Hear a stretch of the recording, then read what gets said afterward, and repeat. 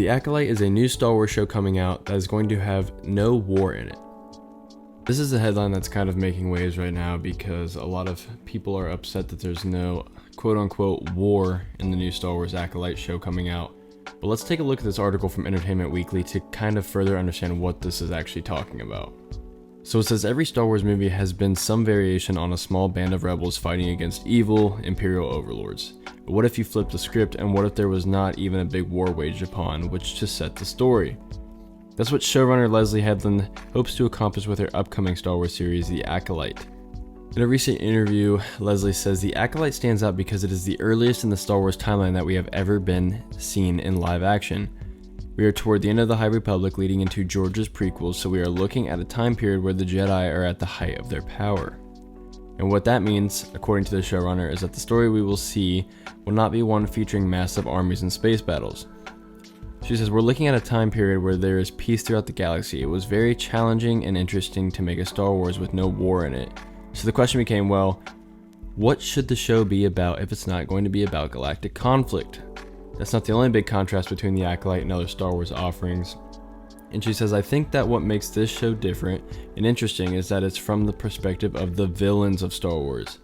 There are people who are using the Force in their own way, dipping into the darker sides of the Force, and are doing it without being sanctioned by the larger institution, which, in this case, is the Jedi.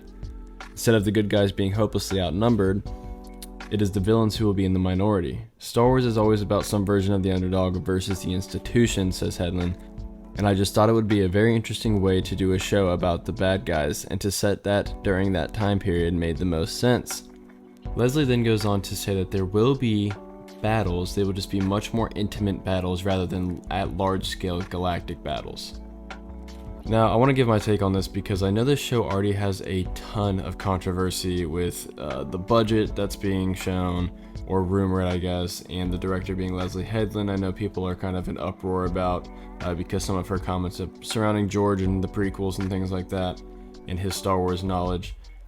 But I think that this will be a very different perspective type show, and it will give us a lot more kind of learning and understanding of what happens in the prequels with the Jedi, why this became kind of like a government thing, like a political thing. And so obviously the show may not hit with the kids so much, and I think that will be the biggest issue with the budget being so giant for this show. I don't think it's going to appeal to a mass audience. I think it's going to appeal to people that have read the High Republic books and maybe prequel fans. I don't know if a lot of them will even watch this. Another thing is, I don't know if a lot of Star Wars fans are really trying to watch a show where there's essentially not that much action that we're used to. But Leslye does say that there will be some battles involving elaborate martial arts themed choreography, and she says, I can say this pretty confidently, I don't think you're going to see action in other shows the way that you see it utilized in our show. Another awesome thing about this show is it will be probably the most Jedi and Sith that we have ever seen on screen in live action, at least up to this point. Maybe going forwards, if this does really well, they'll do more type shows like this.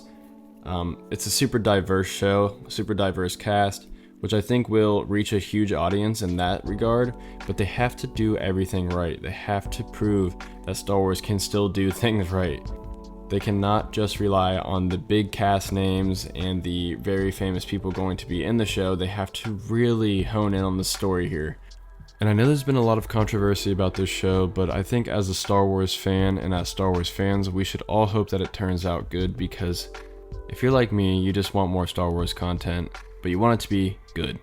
I cannot take much more of lackluster Star Wars films and content, so if this is handled correctly, and in all honesty, Leslye is a director that I'm very unfamiliar with, and maybe I could check out some of her things, but I don't think it'll be a good representation of what this could honestly be, or what it will be, because this Star Wars is just so different from any other project ever, that I think that this is really going to be in its own field for her, and I'm really hoping she does a good job.